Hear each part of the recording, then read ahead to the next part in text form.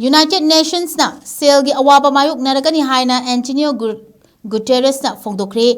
United Nations ki luchingba Antonio Guterres na malengi oina lairiba organization asi Selgi Awaba Mayok Nagadore maramaduna organization asi da yauriba laibak singna pikhattana lairiba senfam sing pikhalaknaba khangankhri.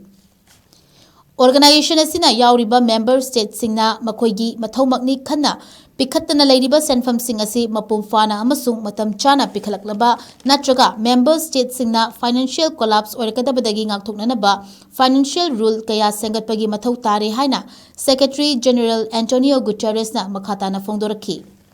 Malengi organization asigi fibam asi noma nomagi lushilappaga loinana paikhatkadaba thabak thorom singda chauna singnaba ama ohenbaga loinana financial collapse charakpadagi kiningai leiri haiki.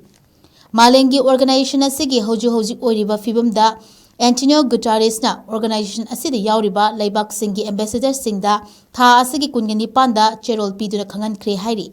Mahakna makhatana fongdokhibada malengi oina lairiba organization asi July fawbadadi sale amata yaudana chalairagani hairi. UN da Selgi Awaba Mayok Nariba asi organization asi da khwaidigi sale thadaba laibak ama oiramba United States na UN agency da sale thadaba lepkhibadagi ni haiki.